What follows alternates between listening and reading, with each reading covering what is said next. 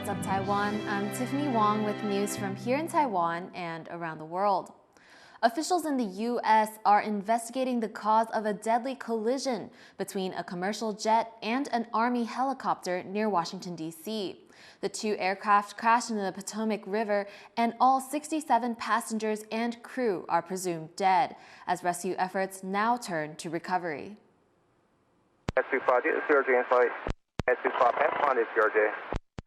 Air traffic controllers direct an Army helicopter to fly behind a commercial jet approaching the Washington, D.C. airport for landing. Just seconds later, did you see that? The two aircraft collide. Surveillance video from EarthCam showing an explosion in the air before they crashed into the icy Potomac River, killing all 67 passengers, crew, and soldiers on board. Among those on the plane, several figure skaters who had participated in a U.S. figure skating camp, including two Russian world champions. Two Chinese nationals also died in the crash, according to Chinese state media. It's the deadliest air crash in the U.S. in over 2 decades and has left officials scrambling to find answers. We are all here because this is an all-hands on-deck event. And we're here to assure the American people that we are going to leave no stone unturned in this investigation. We are going to conduct a thorough investigation of this entire tragedy, looking at the facts. 24 hours after the crash, the flight data recorder and cockpit voice recorders have been recovered from the commercial plane, which was flying from Wichita, Kansas to D.C. The black box from the Army helicopter, which had been on a training run, has not yet been found. A preliminary report by the Federal Aviation Administration found that air traffic controller staffing was not normal and that one person was directing both commercial and helicopter traffic before 9 p.m. on Wednesday night, a time when one person is usually responsible for each task. With the investigation still ongoing, U.S. President Donald Trump blamed the incident on diversity hiring initiatives at the FAA. We do not know what led to this crash, but we have some very strong opinions and ideas, and I think we'll probably state those opinions now. Targeted disabilities are those disabilities that the federal government, as a matter of policy, has identified for special emphasis in recruitment and hiring. The FAA's website states. Think of that. The initiative is part of the FAA's diversity and inclusion hiring plan, which says diversity is integral to achieving FAA's mission of ensuring safe and efficient travel. I don't think so. I think it's just the opposite. Trump's comments have already received backlash from Democratic Congress members and former Transportation Secretary Pete Buttigieg. As first responders continue to search for bodies and officials search for answers, this may prove to be the first major test for the new Trump administration. Alex Chen and Tiffany Wong for TaiwanPlus.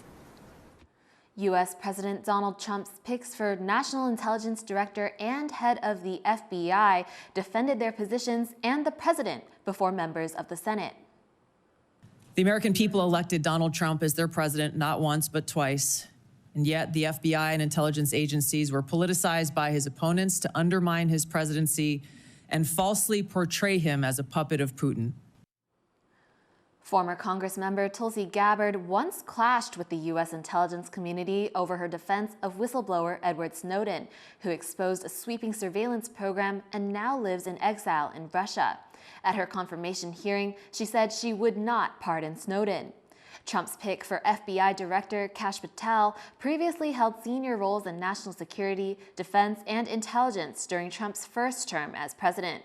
At his hearing, Patel was pressed on whether he would allow the FBI to be weaponized against Trump's so-called political enemies. Those include former Vice President Kamala Harris and retired General Mark Milley. Vice President Harris, Kamala Harris, or General Milley or anyone otherwise will not be subjected to an FBI investigation that doesn't meet the rigorous standards of the Constitution. Presidential cabinet nominees only need a simple Senate majority vote to be confirmed. Trump's Republican Party currently holds 53 out of 100 seats in the Senate. A third exchange of prisoners and hostages between Israel and Hamas as part of a provisional ceasefire is complete. It comes as hundreds of thousands of Gazans who fled the enclave's north during the war begin to return home. Cadence Quaranta reports.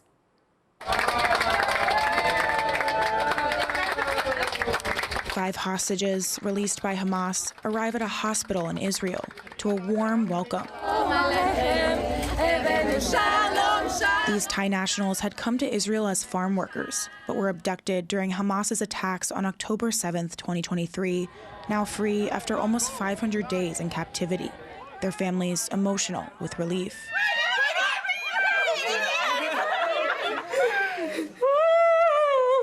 They are among thousands from Thailand who have moved to Israel for agricultural work due to economic conditions at home. At least 39 were killed during the October 7th attacks, with around 31 taken hostage. The return of these 5 celebrated by Thailand's ambassador to Israel. I wait for today for so long. I could hardly breathe today, and that's why we keep looking on TV. And not only me, the Thai citizens in Thailand, the whole government, and everyone also looking forward to welcome back our 5 hostages. Their release comes during the first phase of a provisional ceasefire between Israel and Hamas, reached after 15 months of war, in which the two sides have agreed to release hostages and prisoners. This is the 3rd exchange since the ceasefire began on January 19th. Hamas also released 3 Israeli hostages as part of the swap, including a soldier, their loved ones overjoyed. I'm very excited. I really dreamed of this moment for months and months, and it's really, I can't say in words how much I'm excited and happy that it happened. At one point, Palestinians crowded around 2 of the Israeli hostages on their way to be handed over to the Red Cross in southern Gaza. The scene prompted Israel to delay its release of over 100 Palestinian prisoners, who were eventually let go later in the day after promises that future Israeli hostages would be assured a safe exit. The freed Palestinian prisoners arrived in Red Cross buses and were met with large crowds and heartfelt reunions. رسالتنا قاصرة، رسالة وحدة وطنية. هذا الشعب يستحق وحدة وطنية من كافة الأحزاب والفصائل الفلسطينية.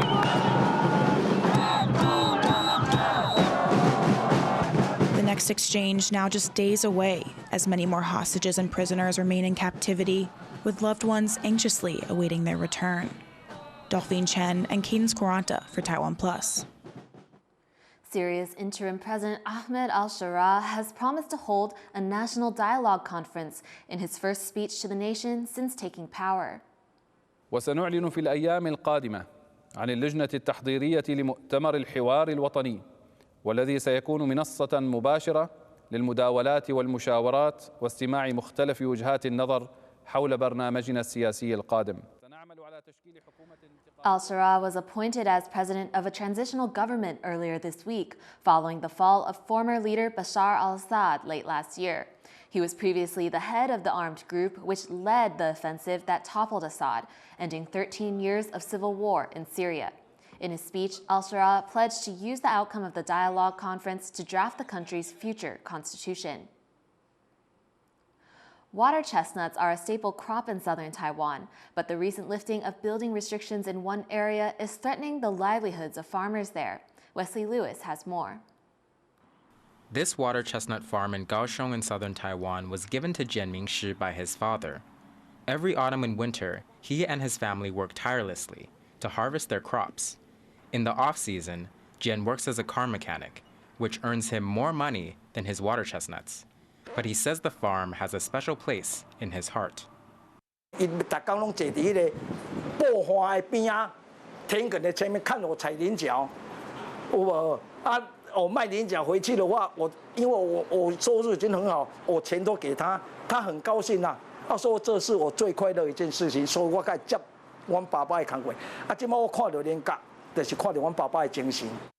the Jian family farm has come under threat.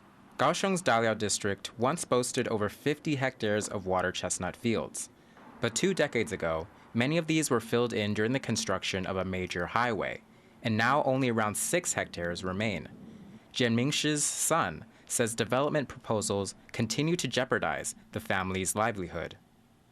爸爸种那么久了，人家一个盖水沟，我们家一小块就要被征收走了。明年说什么？明年会说我要重新土地规划，我这边地要被割一半走，在后年呢又要盖什么就没了。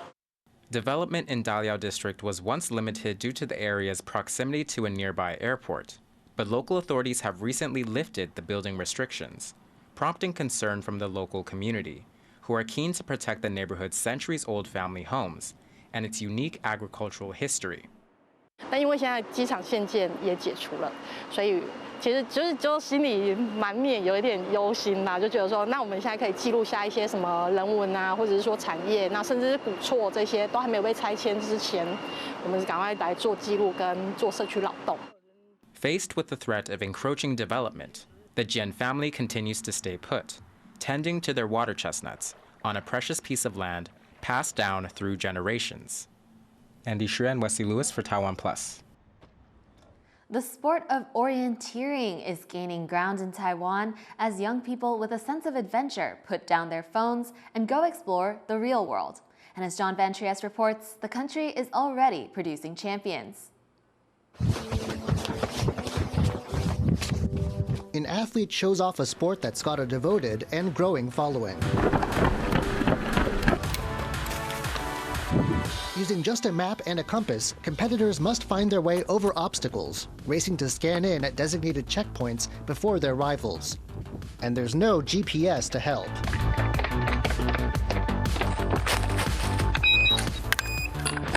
This is orienteering, a kind of real-world treasure hunt that's timed. And many athletes who started out in other disciplines have found the rush and the skilled preparation it takes addictive.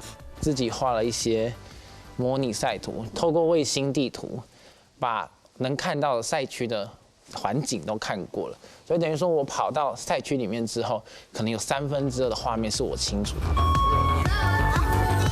Part of the appeal is its similarity to games like the wildly popular Pokemon Go, but also that it forces competitors to put down their phones and use navigation skills that are often forgotten today. 这件事情就很像是定向越野在看读图的时候，它往那个方向是没有怪物的。And under the direction of coaches like Lai Wei-lun, Taiwan's national team is already seeing results. Despite tough conditions, including a sick teammate, the team won 2 bronze medals at last year's Asian Youth Tournament in Thailand. 前一天在休息日的时候，我是发高烧，然后全身就是四肢无力，支撑我跑起来的动力就是2个队友，更重要的是我们是代表国家去。Though still far from the mainstream popularity of baseball or basketball, orienteers like this hope to spread the word and bring home even more medals next time. Dolphine Chen and John Van Trieste for TaiwanPlus. Thank you for watching What's Up Taiwan. You can visit the TaiwanPlus website or follow our social media for more stories from Taiwan and around the world. Finally, check out these images of fireworks over Victoria Harbor in Hong Kong, part of the city's Lunar New Year celebrations. I'm Tiffany Wong. Take care and see you next time.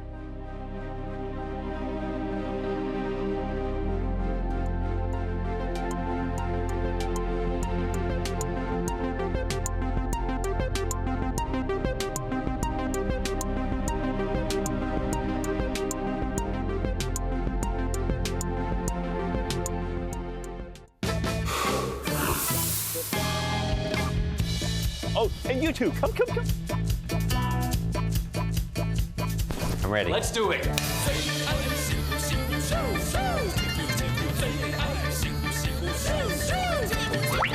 Oh.